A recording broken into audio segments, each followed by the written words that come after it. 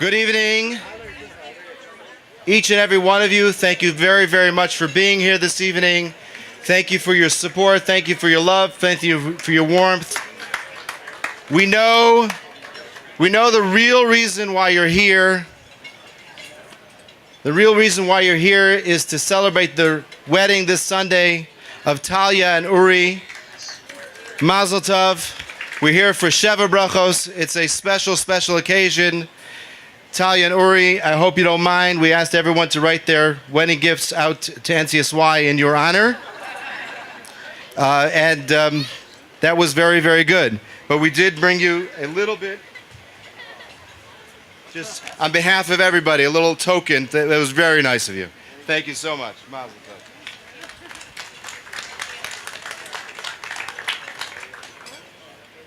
tov. A wedding is an incredible celebration, especially this young couple from this incredible family.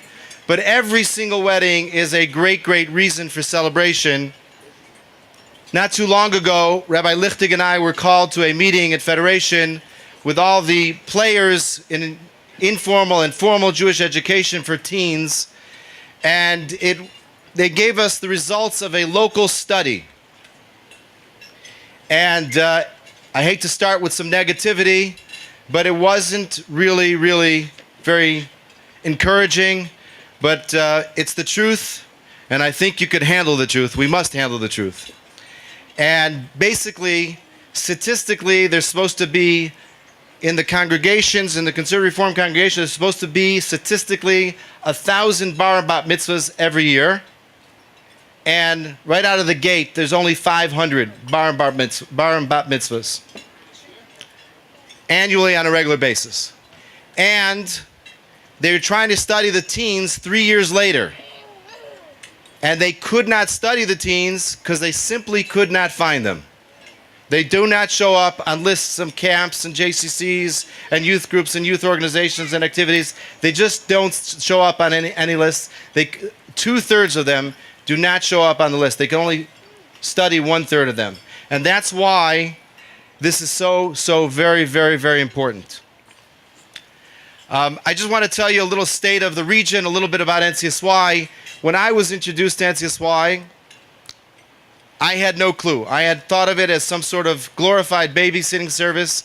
And you should know that NCSY is a $20 million operation from coast to coast. Chapters like we have here citywide in Detroit is in communities and communities, I think in 30 out of the 50 states. From coast to coast, there's NCSY chapters doing amazing, amazing things. NCSY is the #1 provider of teen summer programs to Israel. The #1 provider, just under 1,500.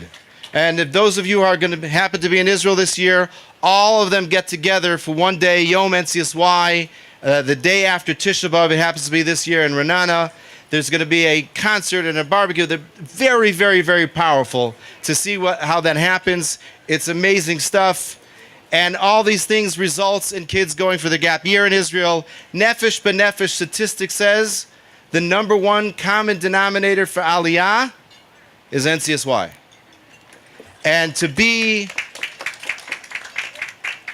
on Christmas break in New York, where they have a national program, a scholars program, a week of Torah study, and to be surrounded by 350 teenagers who are spending their week off on vacation learning Torah, that is very, very powerful stuff.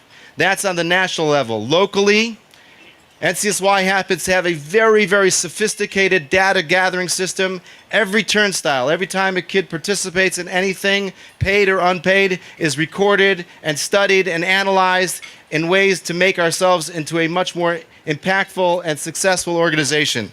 So I just could tell you here in Detroit, there are over 400 teens involved at 125 events and over 2,500 turnstiles over the course of the year. So Rabbi Lichtig is a very, very busy person, and Mrs. Lichtig is a very busy person. It is not an easy thing. There's a lot of nights and weekends away from town, and that's the easy part. When he comes back to town, he brings the kids to the house, and she makes the brownies and the cookies and the cholent and has tremendous amount of traffic in her house, and she is an incredible, incredible role model. And we are very, very fortunate to have that lovely couple running the show here in Detroit. Just so you know, when the national organization gets together, Rabbi Lichtig is selected on several different occasions to speak to leaders. He is a leader's leader, and he shares with people, his counterparts around the country, because his statistics, because his data is so strong, he is sought out to teach people how we do things in the D and what could be applied to other cities throughout the country. Meyer and Bessie Eisenberg were obviously very special people because they have 3 sons, Sandy, Barry, and Dennis, and one common denominator between all 3 of them is they all carry communal responsibility. They are all communal leaders, and that is a testament to who Meyer and Bessie were. And each year we give out a scholarship in their memory from the Eisenberg family, and I'd like to call upon this year Rachel Pesakova.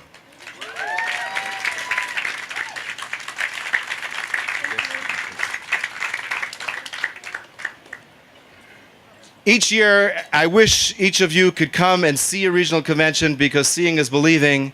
And each year we have at Spring Regional Convention at a hotel, we're able to bring a couple of parents, and parents who are very, very familiar with NCSY.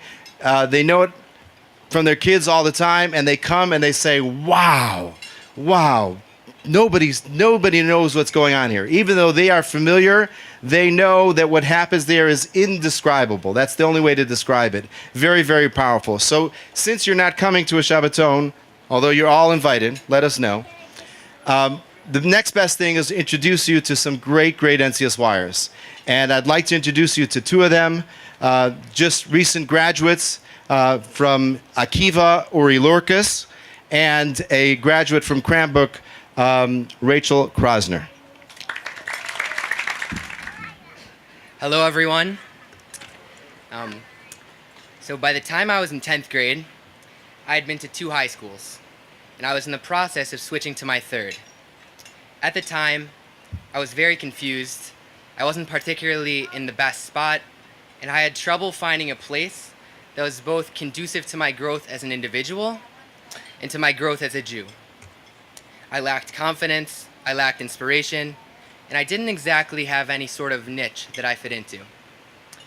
It was then that my family and I decided that I should switch into Akiva, which is now known as Farber Hebrew Day School. It was there that I found my place as an individual, and when I found NCSY, I found my community as a Jew. On my first NCSY Shabbaton, I wasn't looking for inspiration. But inevitably, as all who have attended NCSY in the past and in the present can tell you, I found it. I remember about 3 years ago, I was sitting in the crowd listening to a speech given by Noah Adler about appreciation, and I was very inspired. He spoke about overcoming challenges, about having hope in the darkest of times. He said wisely that Hashem has a plan, and at the end of the day, you have to be able to trust in that. At the time, this meant a lot to me. I was having a very hard time, and it was extremely nice to be able to find comfort in the fact that every hardship and difficulty you face is for the best. This was a huge turning point for me, and I went home wanting to make a change. So I seriously dedicated myself to becoming more involved in NCSY. Throughout my years in NCSY, I learned many things. Guided by friendly college advisors who believed in me even more than I believed in myself at points, as advisors tend to do, I had many great experiences in NCSY. At each Shabbaton, I would learn about things that I had known all my life. Things that seemed so simple to me. I learned about the deeper meaning of davening, specifically the Shema, the holidays, the Parsha, and so much more. I learned about things that I had already known, but I found such a rich, deep beauty in all of these things that I had never discovered before. I was blessed to be a part of a program that allows teenagers like myself to learn about their Judaism in a comfortable environment and develop relationships with their peers. Okay, I'm going to need that. Thank you very much. Yeah. Their, with their peers, their advisors, and chapter directors, and of course, most importantly, their relationship with Hashem. So at our recent spring convention, because of NCSY, I found myself standing up as vice president of Central East NCSY and giving a speech similar to Noah to my peers to hopefully inspire them as he had inspired me 3 years before. NCSY has been like a family to me these 3 years. When I tried to explain the experience to my own family, I struggled to give justice to the beauty and pure awesomeness of a Shabbaton experience. I wasn't able to until I was fortunate enough to be able to bring my own parents on a Shabbaton and show them what NCSY really is. When they were a part of the program themselves, that was when they could finally comprehend and recognize the beauty that is NCSY and what it does to change teenagers' lives. Even though I had tried to explain the experience to them, it's indescribable. As Sally said, seeing is believing. In this past week's Parsha, Parsha Shalach, the Jews are standing at the cusp of their spiritual and physical journey. They are on the border of the desert and about to enter the land of Israel. It is at this point of time where the Jews blunder and make one of the biggest mistakes in our history. The Chet of the Meraglim, the sin of the spies. Nervous about what lay ahead, the Jews sent ahead spies to scope out the land in Israel and bring them back information on it. This information that they received scared them, and they were extremely hesitant to enter the land of Israel. This baffles me, as the Jews had just witnessed thousands of open miracles, being taken out of Egypt, the splitting of the sea, eating the mun, and living under the protection of the Hananiah Kavod, the miraculous clouds. How could the Jews, at this crucial point in our history, have any doubts remaining? After all these miracles, were they really afraid of war? I believe the explanation is that deep down, the Jews knew that they would indeed be safe in the land of Israel. They weren't really scared of the land, but they were scared of being on their own and having to provide for themselves. Until this point, they had been living in a protective bubble in which Hashem provided for their every need. To make a change from this would mean sacrificing comfort and an easy life to have to go out into the real world and work to put food on their tables. They would need to plant and harvest, and they would be reaping the benefits of their own hard work, not Hashem's. The Jews were terrified of this change, and that's why I believe they faltered. As myself and my fellow graduates stand on the border of the desert in Israel, we are in a similar place to the Jews of this time. For the past few years of our NCSY careers, we've had pretty much everything Jewish-wise provided for us. We were able to attend events and go on Shabbatons, and we were encapsulated by this perfect little cocoon that is NCSY, and it made it easy to be Jewish. But unlike the Jews, we are not scared to move forward to Israel, because NCSY has prepared us for this exactly. I cannot be more grateful to NCSY for not only guiding me these past few years, but for also providing me with the tools to take the next step in my life and spend a year in Israel, the tools to prep me for the beginning of a journey, the journey of living as a Torah Jew in the 21st century, a lifelong journey. I'd like to thank all of you so much for coming and making this experience possible for me and for so many other teens whose lives have been changed through NCSY. Thank you. Hi, my name is Rachel. It's hard to believe, but I've only been involved in NCSY for about a year and a half. Prior to NCSY, I was not very Jewishly engaged. I grew up in a Reform household and belonged to Temple Israel, and although I participated in many Jewish activities, my knowledge and appreciation of Judaism was lacking. I began searching for answers and information about my traditions, and for years I was not satisfied.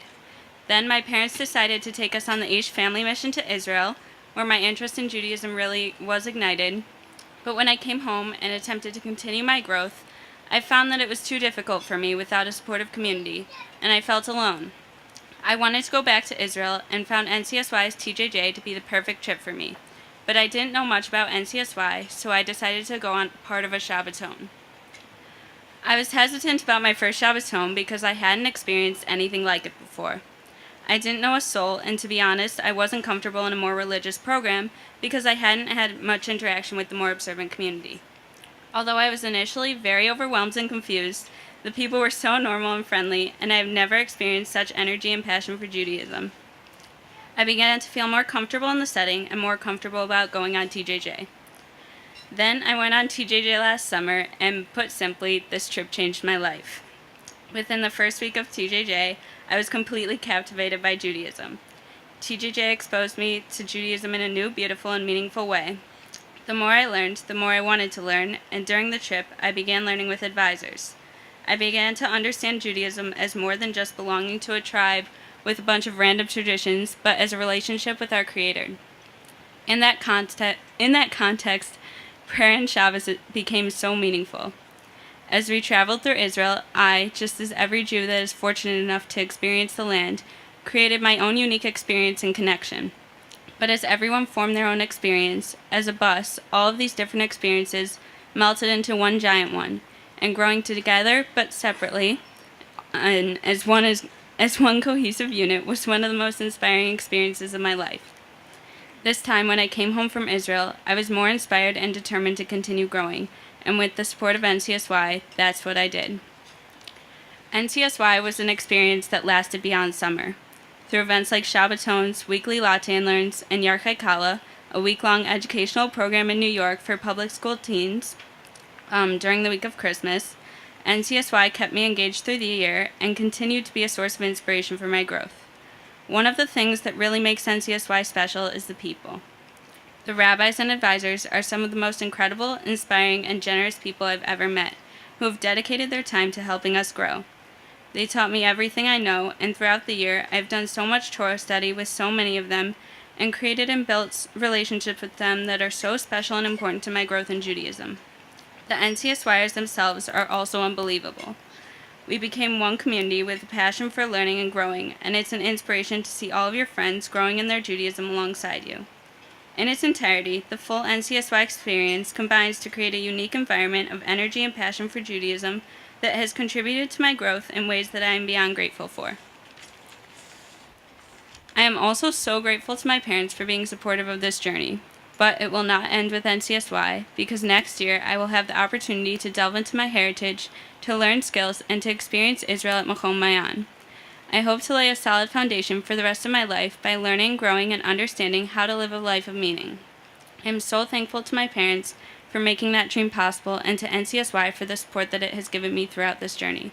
And I also want to thank you, the supporters, who made this possible for me and all my fellow NCSYers.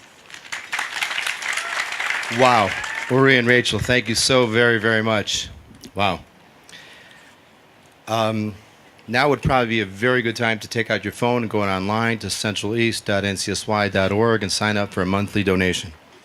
This is obviously a very, very special time for the Carmen family, having just celebrated the lovely, lovely wedding of the lovely couple.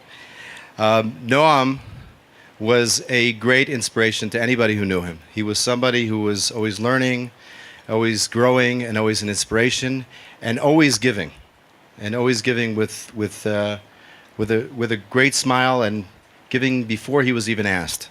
And every year he would be here as a volunteer at the bar, and that was not something that he just did, that's something that he was. I don't mean a bartender, I mean a Baal Chesed. He was a person, he was a pillar of Chesed. He was a pillar of Chesed, of Torah, and Avoda. Those are the important things that are the makeup of a Jew. His name was Noam Ezra. Noam means pleasant, and Ezra means help, and that's what he was.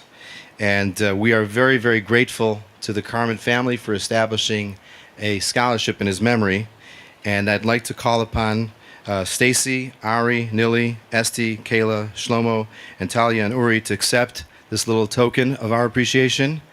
And then we're going to have Ari say a few words and present this year's scholarship in his memory. So please, family, if you want to join us, please. And it reads, in loving memory of Noam Ezra Carmen Zichrono Levacha. His name said it all. Because he was so pleasant and helpful, he was beloved by everyone. He inspired 4 generations of his family and community by always learning, growing, and giving. NCSY is proud to honor his memory with the Stephen Lebitz Memorial Scholarship, Central East NCSY, June 22nd, Sivan 28, 5777. That's a better price. Okay, let's get in here.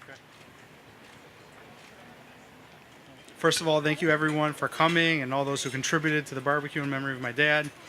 I'd especially like to thank the Tolwins, the extended Tolwin family, for coming up with the idea for the scholarship and starting it last year. And of course, thank you to NCSY for honoring my dad, especially at an event he always loved being a part of. Shane, thank you to Sally for everything he does, and I'm sure a big part of this and a big part of everything NCSY is. My dad really loved this event. He was here almost every year as a bartender. I say almost because I know he missed it at least once because I filled in for him that year. I also want to wish a mazel tov to Talia and Uri. It's really amazing to be able to celebrate your Sheva Brachos at the NCSY barbecue, and it's a great way to officially welcome Uri to the Detroit community.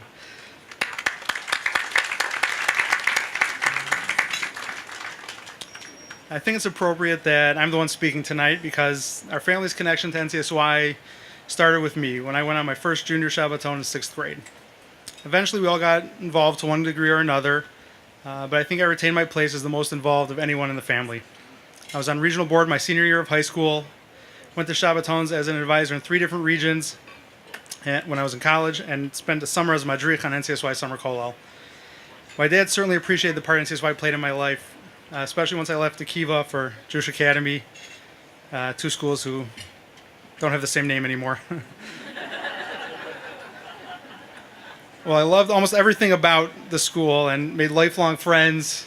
I see one even made it today, and I'm always glad that I went there. It was very easy to go along with the crowd at Jewish Academy and kind of let your religious observance fall off a bit. NCSY gave me a way to not only be a part of a different crowd, but to bring some of my jam friends to Shabbatons and show them a different way of life. Most importantly, it gave me the opportunity to be a part of a community of teenagers who cared deeply about Judaism and were committed to Torah observance. My dad was initially wary of my attending jam because he worried I might not be able to withstand the social pressures to do things that I knew I shouldn't. With a few bumps along the way, I made it out more religious than I entered. A large part of that was thanks to NCSY. You go to the Shabbatons to hang out with friends, but they manage to get you to learn something while you're there. And the more I learned, the more I talked to great advisors I always had, the more I became excited about Judaism in a way I never had been before. I couldn't wait to go to yeshiva in Israel. I was planning to stay Shana Bet before I even got there. I started learning with Chavrusa a few times a week in the summer before I left. I started going to shul for Minchad Marav and started my Sfiras Omer streak that is still going 14 years later. None of that would have happened without NCSY, and my dad knew that and appreciated it. He felt a tremendous sense of Akaras Tov to NCSY for helping me and my siblings down the right path in life. But without my parents laying down that path, it would never have been available in the first place. The newfound excitement for learning was built on a foundation established by my dad, taking me to learn with my grandfather on Sunday mornings after football.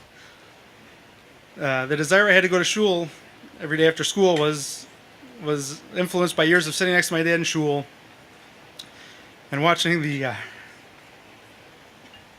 serious and attentive approach that he took to davening. Excitement about going to Israel was helped by years of Shabbos table discussions about the importance of Israel and seemingly endless talk of moving there. And an example of my dad's commitment to Torah that had a profound impact on me was something that took place in this house almost every week. He had lain just once since his bar mitzvah, but saw a need in the community and decided he would be the one to step up. For more than 15 years, he lain almost every Shabbos afternoon at the Levitt Shul. If he was in town, he was laning. Eventually, he started laning Mondays, Thursdays, and Shabbos morning in the Ashkelon Minyan in Young Israel.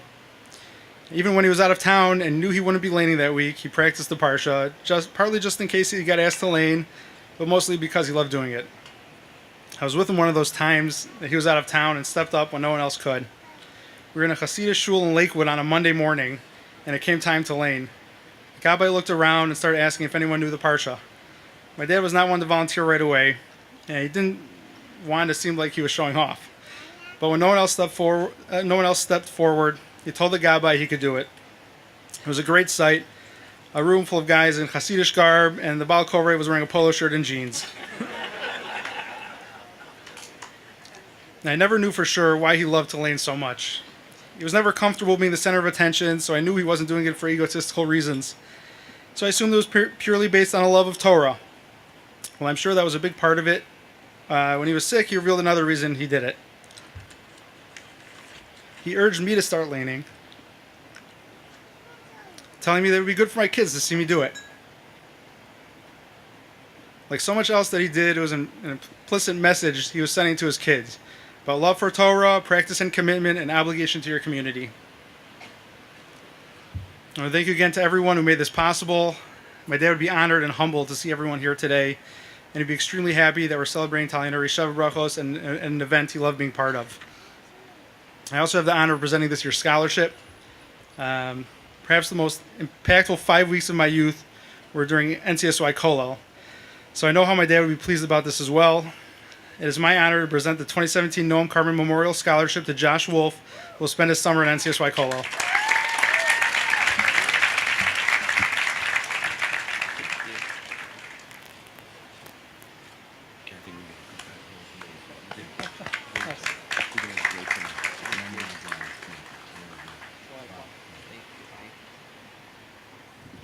Ladies and gentlemen, we're going to do Sheva Brachos in about 2 minutes. Thank you very, very, very much. Thank you all the great speakers. Thank you, Ari Carmen. Thank you, Carmen family. Sheva Brachos in about 2 minutes.